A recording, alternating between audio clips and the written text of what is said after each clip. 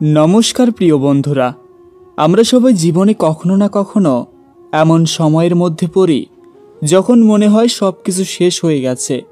চোখের সামনে অন্ধকার, কোনো পথ দেখা যাচ্ছে না।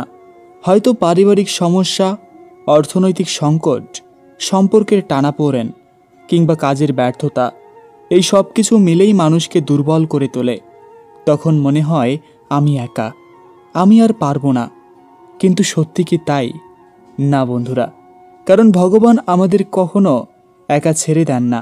হাজার বছর আগে ভগবান কৃষ্ণ মহাভারতের যুদ্ধক্ষেত্রে অর্জুনকে যে শিক্ষা দিয়েছিলেন তাই হলো ভগবদ্গীতা। আর সেই গীতার প্রতিটি শ্লোক আমাদের শেখায় কঠিন সময়ে কিভাবে মাথা উঁচু করে দাঁড়াতে হয়, কিভাবে শক্তি সংগ্রহ করতে হয়, কিভাবে ভরসা রাখতে হয় ভগবানের ওপর। আজ আমি আপনাদের সাথে শেয়ার করব ভগবদ্গীতার এমন 15টি উপদেশ যা শুধু আপনাকে সাহসী দেবে না, বরং জীবনকে নতুনভাবে দেখার দৃষ্টিভঙ্গি দেবে। এর আগে ছোট্ট একটি অনুরোধ, বন্ধুরা, যদি ভিডিওটি ভালো লাগে তবে লাইক দিতে ভুলবেন না। আপনার মূল্যবান মতামত অবশ্যই কমেন্টে জানাবেন। আর যদি নতুন হয়ে থাকেন তাহলে আমাদের চ্যানেল সাবস্ক্রাইব করে পাশেই থাকুন। তো চলুন শুরু করি ভগবদ্গীতার 15টি উপদেশ। নাম্বার 1, আত্মবিশ্বাসী আসল শক্তি।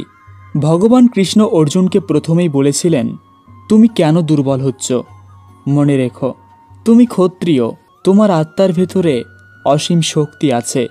আসলে আত্মবিশ্বাস ছাড়া কোনো যুদ্ধে জেতা যায় না, তা সেটা হোক কুরুক্ষেত্রের যুদ্ধ বা জীবনের যুদ্ধ।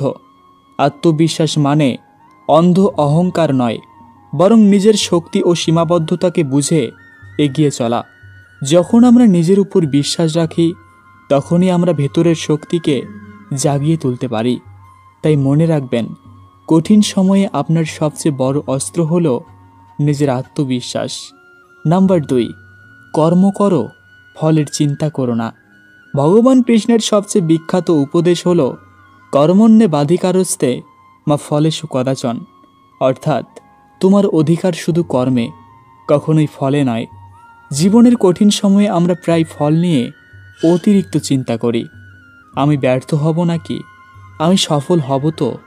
এই দুশ্চিন্তাই আমাদের পেছনে টেনে ধরে। অথচ ভগবান কৃষ্ণ বলেছেন, তুমি শুধু তোমার কাজ করো, ফলের দায়িত্ব ভগবানের হাতে ছেড়ে দাও। যখন এই বিশ্বাস নিয়ে কাজ করবেন তখনই মানসিক চাপ দূর হবে এবং আপনি শান্তি পাবেন। নাম্বার 3, সংযমী মুক্তির পথ। গীতায় বলা হয়েছে, যে মানুষ নিজের ইন্দ্রিয়কে সংযম করতে পারে সেই মানুষই প্রকৃত মুক্তি লাভ করে। কঠিন সময়ে আবেগ, রাগ, দুঃখ আমাদের ভুল পথে নিয়ে যেতে পারে। আমরা হুটহাট সিদ্ধান্ত নেই যা পরবর্তীতে আমাদের আরও কষ্ট দেয়। তাই গীতার শিক্ষা হলো সংযম বজায় রাখা। সংযম মানে সব কিছু দমন করা নয়, বরং নিয়ন্ত্রণ করা। আবেগ থাকবে, রাগও আসবে, কিন্তু সেটাকে সঠিকভাবে ব্যবহার করতে পারাটাই হলো জ্ঞানীর লক্ষণ। নাম্বার 4, সমান দৃষ্টিভঙ্গি রাখো। ভগবান কৃষ্ণ অর্জুনকে বলেছিলেন, সুখ, দুঃখ, লাভ, ক্ষতি, জয় পরাজয় সব কিছুতে সমান থাকা একজন যোগীর প্রধান গুণ। কঠিন সময়ে মানুষ ভেঙে পড়ে কারণ তারা দুঃখকে চূড়ান্তভাবে দেখে, আবার আনন্দ পেলে অহংকারে ভেসে যায়। কিন্তু গীতা শেখায় দুটোই সাময়িক। তাই সমান দৃষ্টিভঙ্গি রাখলে কখনো অতিরিক্ত খুশি বা অতিরিক্ত ভেঙে পড়া লাগবে না। নাম্বার 5, ভয় নয়, বিশ্বাস বেছে নাও। ভগবান কৃষ্ণ বলেন, যে ভয় পায় সে অর্ধেক পরাজিত। ভয়ের কারণে মানুষ নিজের ক্ষমতাকে প্রকাশ করতে পারে না, কিন্তু বিশ্বাস সব কিছুকে বদলে দেয়। বিশ্বাস মানে শুধু ভগবানের উপর নয়, নিজের উপরও। যদি মনে রাখেন ভগবান আপনার পাশে আছেন, তাহলে ভয়ের কোনো স্থান থাকবে না। বিশ্বাস আপনাকে ভেতর থেকে শক্তি দেবে, সাহস দেবে।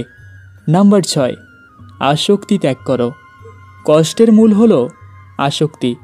যখন আমরা জিনিস, মানুষ বা পরিস্থিতির প্রতি অতিরিক্ত আসক্ত হয়ে পড়ি তখনই কষ্ট জন্ম নেয়। গীতা শেখায় আসক্তি ত্যাগ করলে মুক্তি পাওয়া যায়। এর মানে এই নয় যে ভালোবাসবেন না, বরং অতিরিক্ত আসক্তি যেন আপনাকে দুর্বল না করে।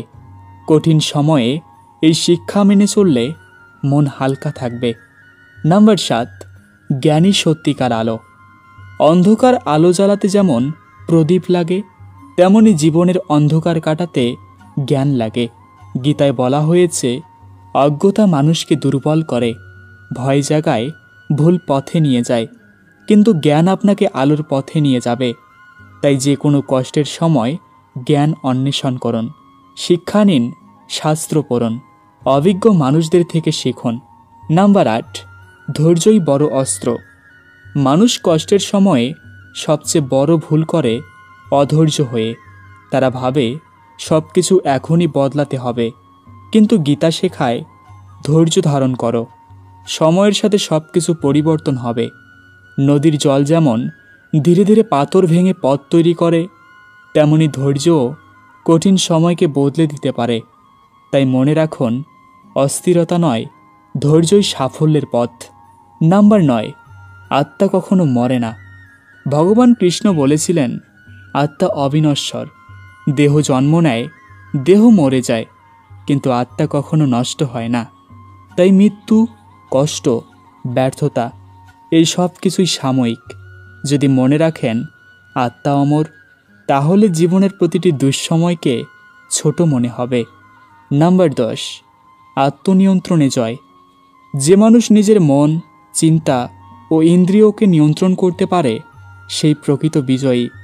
বাইরের শত্রুকে হারানো সহজ, কিন্তু ভেতরের শত্রুকে হারানোই আসল চ্যালেঞ্জ। লোভ, রাগ, ঈর্ষা, ভয় এসব যদি নিয়ন্ত্রণ করতে পারেন, তাহলে কঠিন সময়েও আপনার উপর প্রভাব ফেলতে পারবে না। নাম্বার 11, সাহসী হও। কৃষ্ণ অর্জুনকে বলেছিলেন, উঠো, দাঁড়াও এবং যুদ্ধ করো। জীবনে যতই কষ্ট আসুক, পালিয়ে যাবেন না। পালানো মানেই পরাজয়, বরং সাহস নিয়ে মুখোমুখি হন। গীতা শেখায়, সাহসী মানুষ কখনো একা হয় না, ভগবান সবসময় তার পাশে থাকেন। নাম্বার 12, কৃতজ্ঞ থাকো। গীতার আরেকটি শিক্ষা হলো, যা আছে তার জন্য কৃতজ্ঞ হও। আমরা প্রায় যা নেই তা নিয়ে কষ্ট করি, অথচ যা আছে তা দেখি না। কিন্তু কৃতজ্ঞতা মানুষকে শান্তি দেয়, সন্তুষ্টি দেয়। কষ্টের মাঝেও যদি কৃতজ্ঞ থাকতে পারেন, তাহলে শক্তি দ্বিগুণ হয়ে যাবে। নাম্বার 13, অহংকার ছেড়ে দাও। অহংকার মানুষকে ধ্বংস করে। গীতা শেখায়, অহংকার ত্যাগ করো, বিনয়ী হও।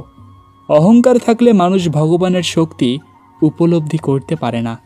কঠিন সময়ে যদি অহংকার না রেখে ভগবানের কাছে মাথা নত করেন, তাহলে ভগবানই আপনাকে পথ দেখাবেন।